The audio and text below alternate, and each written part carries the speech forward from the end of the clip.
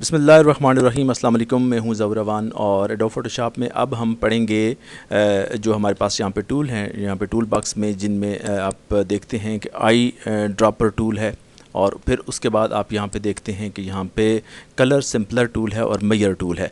ये तीनों टूल्स बहुत इंपॉर्टेंट हैं और अगर आप एडोब फोटोशॉप के एक्सपर्ट बनना चाहते हैं तो इन टूल्स का इस्तेमाल आपको ज़रूर आना चाहिए। इनको स्किप करना किसी तरह से भी ठीक नहीं है। तो सबसे पहले, और ये बहुत सिंपल है, इन्हें सीखना बहुत आसान है और अभी हम इस छोटे से ट्यूटोरियल में हम तीनों टूल्स को कवर कर लेंगे। सबसे पहले हम आते हैं आई ड्रॉपर टूल के बारे पर। तो सबसे ये एक ऐसा टूल है कि जिसकी मदद से आप किसी जगह से एक कलर जो है वो सक कर लेते हैं, उसको चूस लेते हैं, फिर उस कलर को अपने ब्रश के ज़रिए या पेंसिल टूल की मदद से किसी दूसरी जगह आप अप्लाई कर देते हैं। ये एक सिंपल सा इसका तरीका है।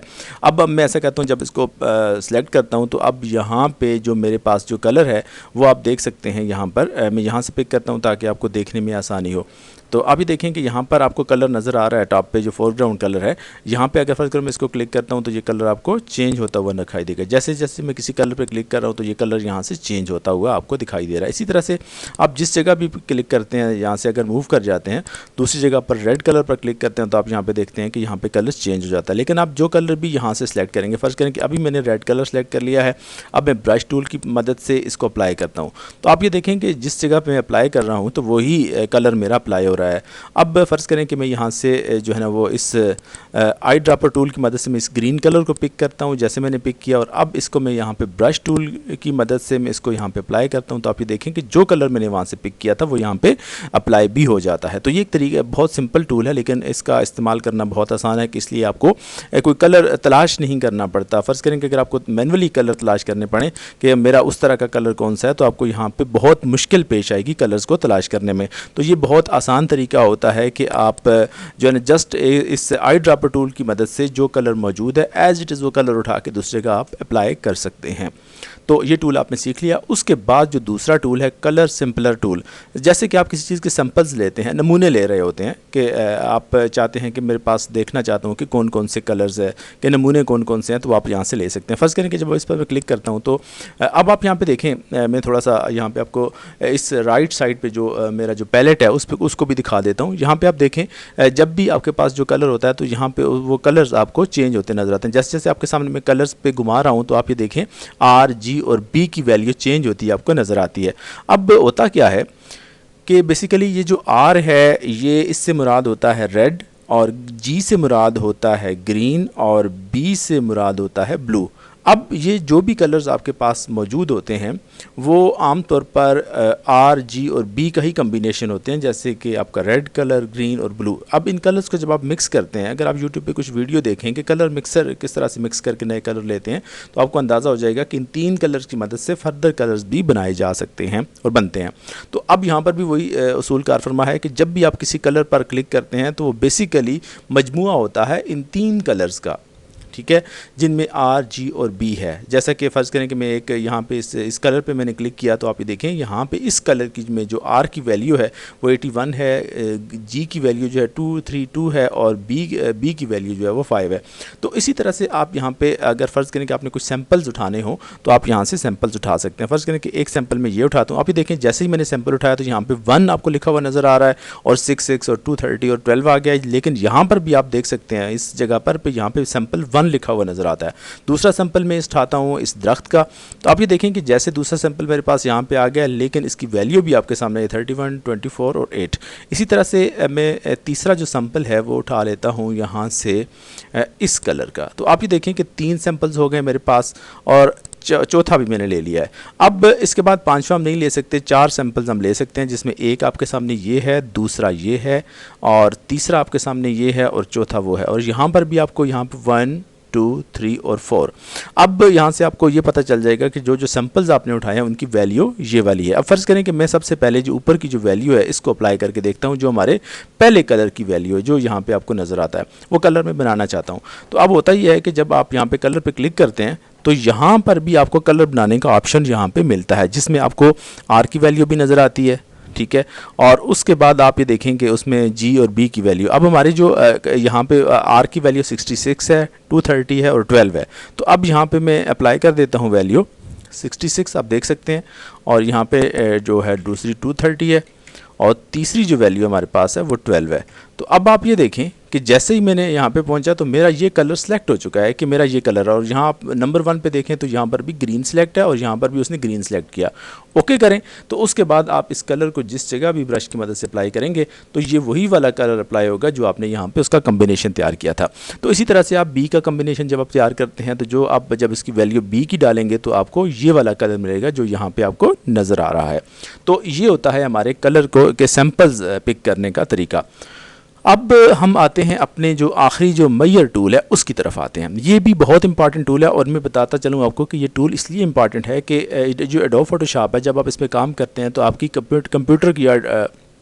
कंप्यूटर की स्क्रीन या जो आपका लैपटॉप है उसकी स्क्रीन छोटी होती है, लेकिन होता ये है कि बाज़ दफ़ा जो आपके पास कस्टमर आता है वो आपको कहता है कि मुझे इतना बड़ा बैनर चाहिए जो कि 10 फुट लंबा हो, 10 फुट चौड़ा हो, और वो किसी मेन शाहराह पर उसको लगाना चाहता है। तो आपने वो बैनर, बड़ा बैनर, जो बड़े बड़े बैनर आपको रोडों पर लगे हुए नज़र आते हैं, वो भी आप एडोब फोटोशॉप में ही तैयार करते हैं।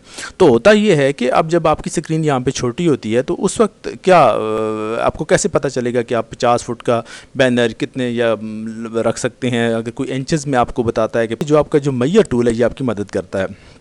फ़र्ज़ करें जो मेरे पास इमेज मौजूद है, इसी इमेज को मैं ऐसा करता हूँ आपके सामने कि यहाँ से मैं इसको नीचे तक ले आने की कोशिश करता हूँ। यहाँ से जब ड्रैग करके मैं नीचे लाता हूँ तो आप ये देखें कि इसकी यहाँ पर आपको हाइट नज़र आएगी। इस साइड पर आप देखें कि यहाँ पर जब आप क्लिक करते हैं तो आप ये देखें कि यहाँ पर आपको इंचेस में ये आपकी हाइट दिखाता है, इंचेस में। ये बात आपने याद रखनी है। यहाँ पे विड्थ इसकी जो चौड़ाई है वो चूँकि मैंने नीचे ड्रॉप किया तो वो बहुत थोड़ी उसने माइनर्स में दिखाई है, लेकिन जबकि इसकी हाइट मैंने चेक की है तो 7.986 है, यानी कि 7.98 इंच है इसकी हाइट। अब अगर फ़र्ज़ करो कि मैं इसकी चौड़ाई चेक करना चाहता हूँ तो उसका तरीक़ाकार ये होगा कि मैं इसको उठा के यहाँ पर ले आता हूँ। तो आप ये देखें कि यहाँ तक इसकी चौड़ाई जो है ना, उसने इसकी विड्थ मुझे बता दी है कि वो 16 है, 16 इंचेस इसकी विड्थ है। तो इसी तरह से अगर आप फ़र्ज़ करें कि आप यहाँ टॉप से इसको लेना चाहें, नीचे तक लेना चाहें, तो आप ये देख सकते हैं कि ये यहाँ से टॉप से नीचे तक मैंने लिया है। तो दोनों चीज़ें आपको बताएगा कि इसकी विड्थ जो है उसने बता दी है आपको कि वो 16 है और इसकी जो हाइट है 7.9 है। तो इस तरह से जो मेरे जो पॉइंट हैं, जो मैंने इनिशियल पॉइंट और एंड तक का जो पॉइंट है उसको भी आप ले सकते हैं। इसी तरह से कोई और चीज़ें आपके सामने होती हैं। फ़र्ज़ करें आपके सामने कोई ऐसी चीज़ है जहाँ पर जैसा कि मैं आपको करके दिखा देता हूँ।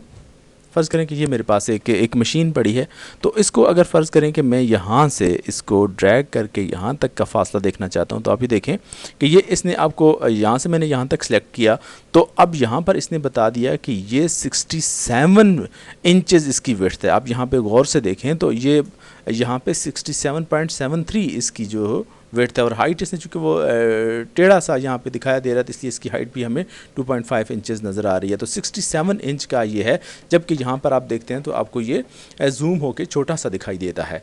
तो इस तरह से आप जो है ना वो कोई भी आपकी जो है इमेज उसकी आप हाइट और विड्थ चेक कर सकते हैं। फ़र्ज़ करें कि जब आपके पास कोई आता है, आपको ऑर्डर देता है, तो आपने यहाँ से सिलेक्शन करना होती है, तो आपने यहाँ से इंचेस को सिलेक्ट करना है। तो जैसे आप यहाँ से इंचेस को सिलेक्ट कर लेंगे तो आप ये देखें कि इंचेस को जब आप सेलेक्ट करते हैं तो यहाँ पे फिर आप 50 लिखेंगे और उसके बाद यहाँ पर हम फिर 50 कर लिख देते हैं, इनके 50 की हाइट। और अब आप यहाँ पे देखें कि यहाँ पर तो आपको ये छोटा सा दिखाई दे रहा है, लेकिन हकीकत में जो है वो इसकी जो है वो 50-50 जो है ना इसकी हाइट और विड्थ है।